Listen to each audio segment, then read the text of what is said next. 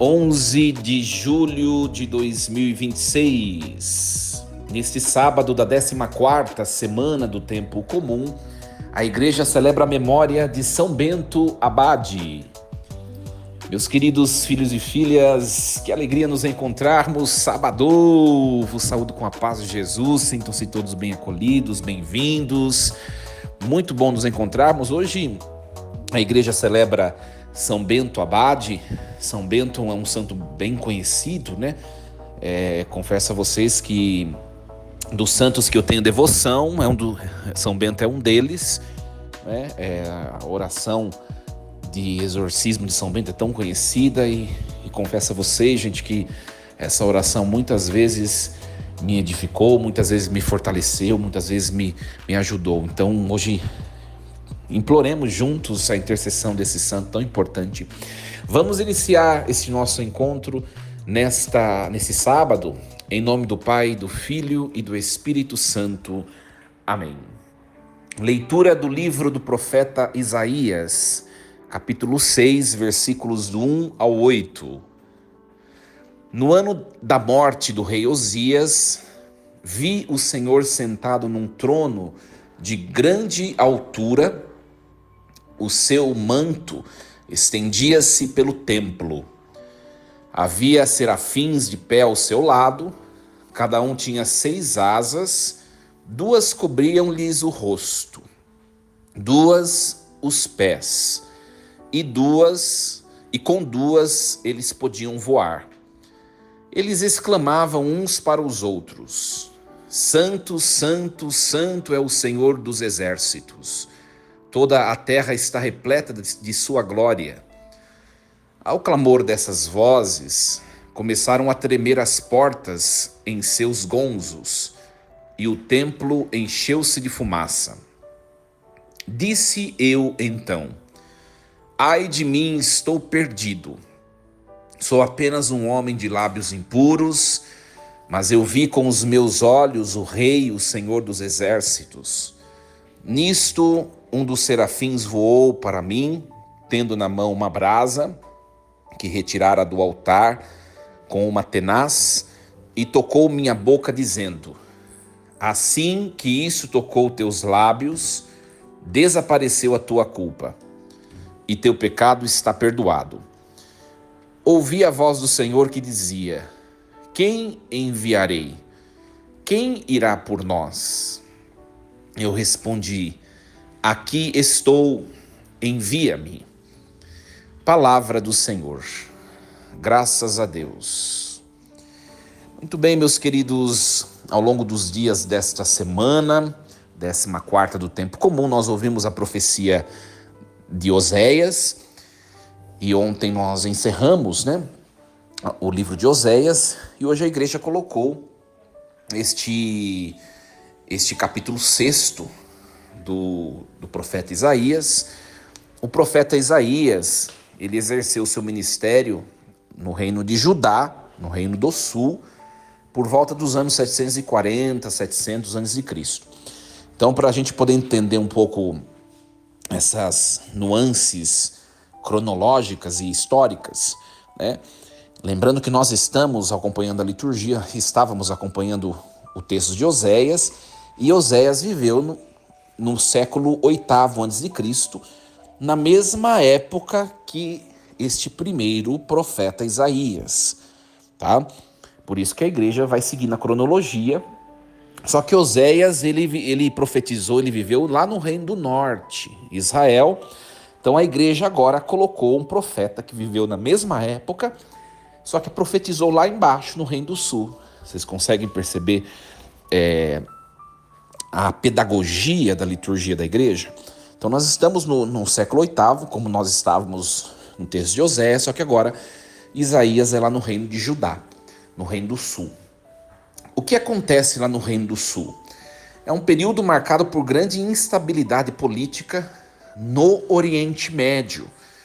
E o Império Assírio, ele se expandia agressivamente, ameaçando diretamente os pequenos reinos, como o reino do norte e como também o reino do sul, que é Judá. Então, a ameaça é a mesma, tanto para o Reino do Norte quanto para o Reino do Sul. A ameaça agora é a Assíria, tá?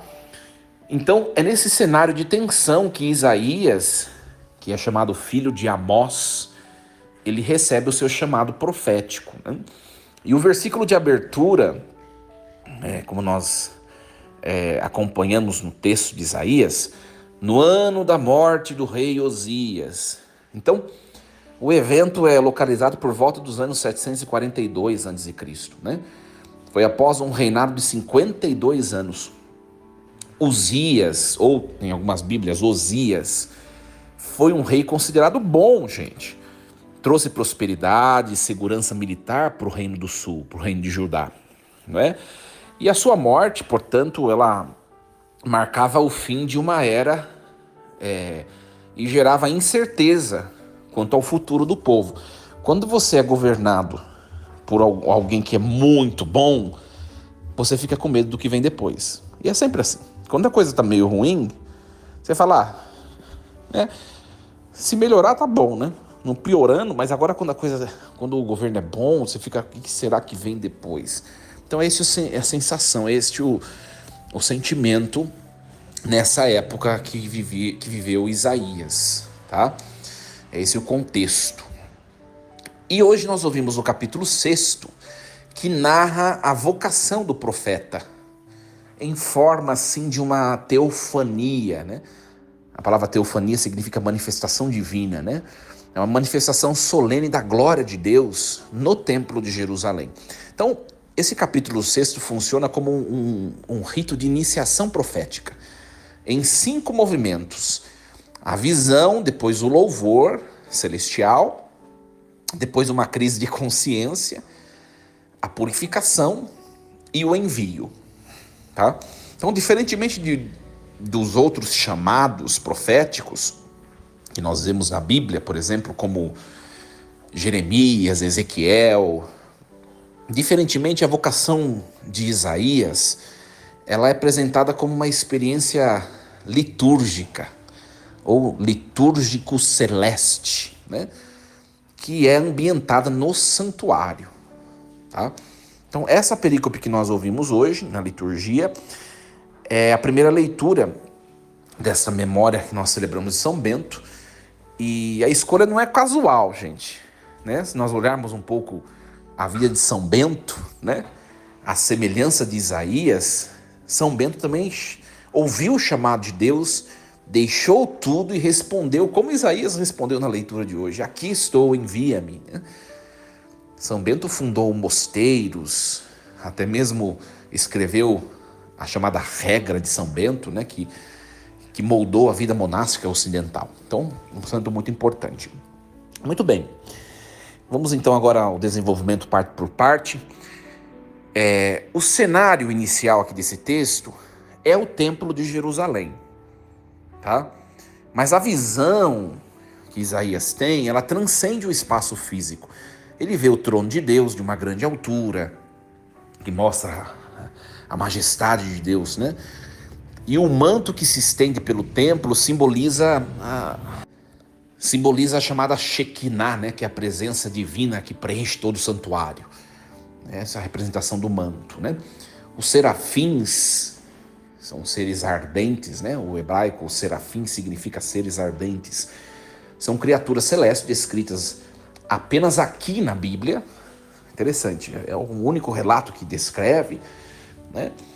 E depois nós vemos as 6 asas, indicam uma hierarquia, uma função litúrgica, né?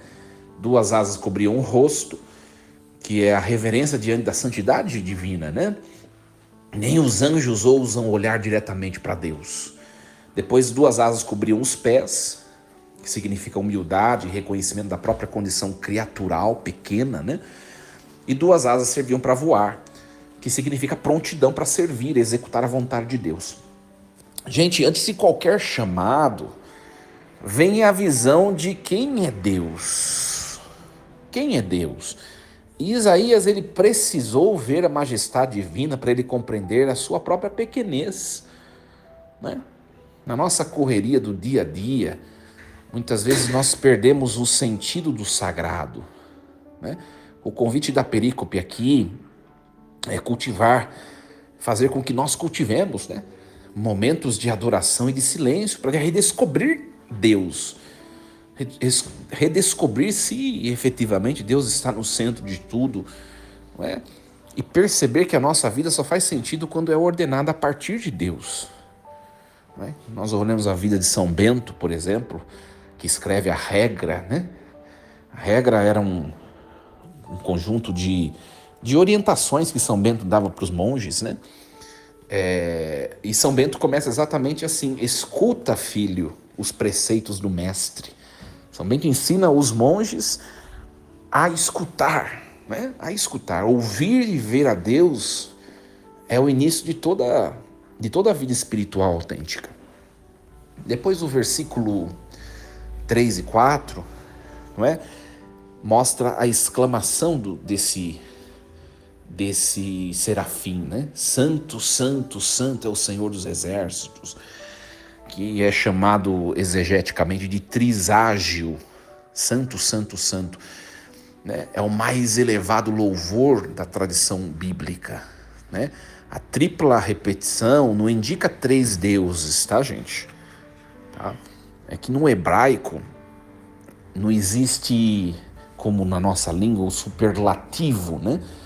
Então a repetição de termos mostra que é um superlativo. Então a tripla repetição mostra a plenitude absoluta da santidade divina. Deus, ele é santo em sua essência, em suas ações, em sua glória, né? A expressão Senhor dos Exércitos evoca que Deus, ele comanda as hostes celestes, as forças da criação, né? Essa expressão tão bonita, a terra inteira está repleta da sua glória, né? Que nos leva lá ao Salmo 19, né? Os céus proclamam a glória de Deus. Então, o templo treme, se enche de fumaça. São sinais, claro, de teofania, né? Nós vemos isso no livro do Êxodo, né? No capítulo 19, versículo 18, no primeiro livro dos Reis, capítulo 8, versículo 10 em diante, para mostrar que é uma manifestação divina. A própria fumaça indica a presença divina, que ao mesmo tempo se revela, ao mesmo tempo se oculta, pois o homem não pode ver a Deus face a face sem morrer, né? E até hoje a fumaça que nós utilizamos na liturgia católica tem essa significação, né? Um Deus que se mostra, mas ao mesmo tempo que se vela. E é verdade, né? Por isso que esse incenso, o altar, né? Ele se mostra porque nós vemos a materialidade né? É a matéria do sacramento, né? O pão e o vinho. Mas ele se esconde porque nós não vemos, o vemos sacramentalmente, mas não o vemos tal como ele é, né? Quando nós olhamos Jesus Cristo sobre o altar, né, no sacramento, por exemplo, nós enxergamos pão. Então é uma presença que se mostra, mas que se revela. É o sinal da fumaça, né? É muito bonito isso. Então, aqui há nessa parte do texto, né, uma dimensão missionária abordada aqui. Se toda a terra está repleta da sua glória, cabe a nós reconhecermos e proclamarmos essa presença divina no mundo. Então o cristão é chamado a contemplar Deus em todas as coisas, na obra da criação, na natureza, nas pessoas, né? Toda a terra está repleta da sua glória. Bonito isso, né?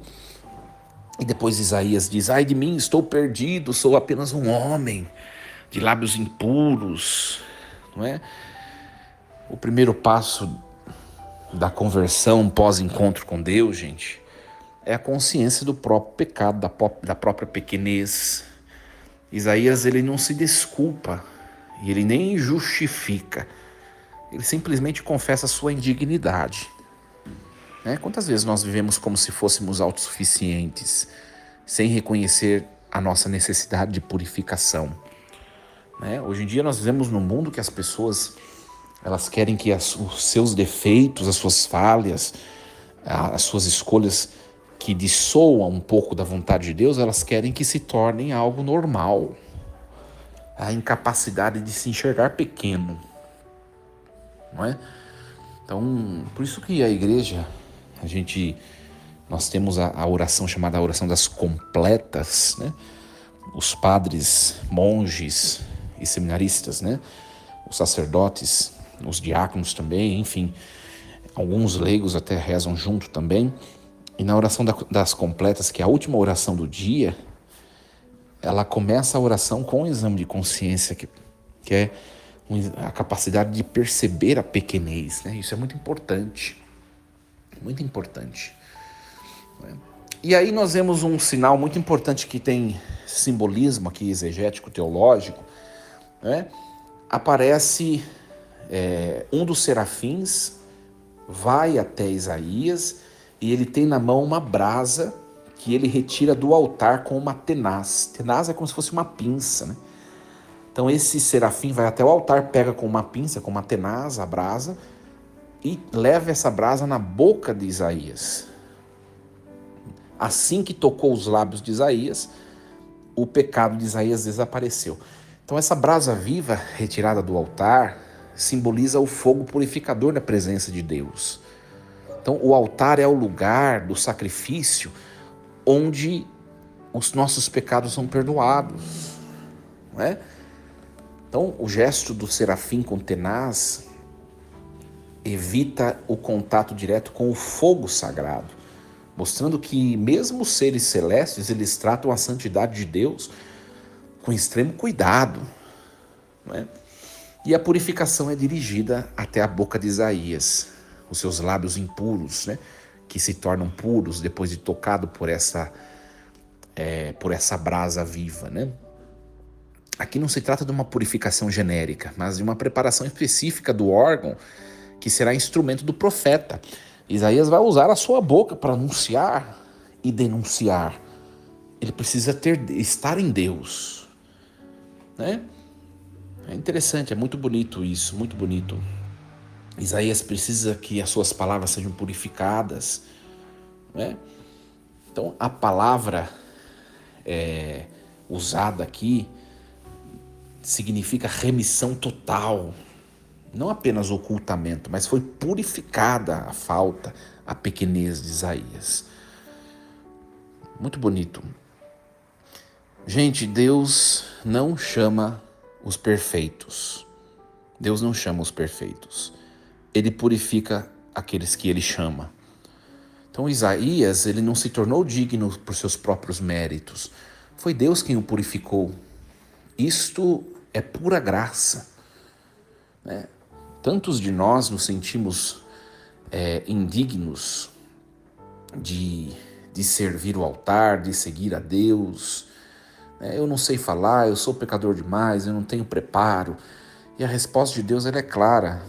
Não é a sua pureza que importa, é a minha graça que te purifica que importa. Nós vemos na vida de São Bento, né? São Bento, quando deixou Roma, né? E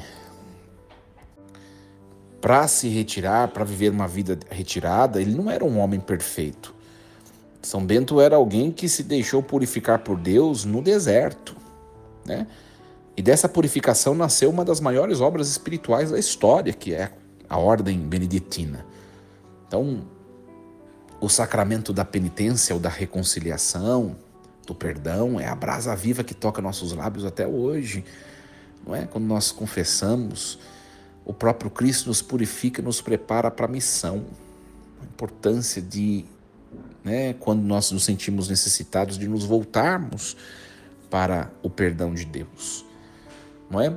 E depois o versículo 8 vai dizer assim: eu ouvi a voz do Senhor que dizia: quem enviarei? Quem irá por nós? E eu respondi: aqui estou, envia-me. Então, é o versículo final que nos traz o clímax da vocação de Isaías. A voz do Senhor rompe o silêncio após a purificação, né? Quem irá por nós, né? Então a resposta de Isaías é paradigmática: aqui estou, envia-me, não é? Ou seja, eis-me aqui, né? Estou disponível, estou presente, estou inteiro à disposição. A mesma resposta de Abraão, a mesma resposta de Jacó, a mesma resposta de Samuel. Então, é importante notar que Isaías ele não sabia para onde iria, nem o que deveria dizer. Ele somente se coloca à disposição, sem conhecer os detalhes. Não é? Muito bonito isso, né? Uma pergunta para nós: a que Deus está me chamando hoje? A que Deus está chamando você que me escuta hoje? Para qual missão Ele nos preparou? Talvez não seja para uma missão extraordinária. Pode ser um testemunho silencioso no trabalho, um cuidado com a família, um serviço na comunidade. O que importa é a disponibilidade. Muito bem, minha gente. O tempo já avançou, então a gente vai encerrar e vamos conduzir o nosso dia a partir desta leitura tão bonita, né, da vocação de Isaías, que possa nos trazer bastante e boas intuições ao longo do nosso dia.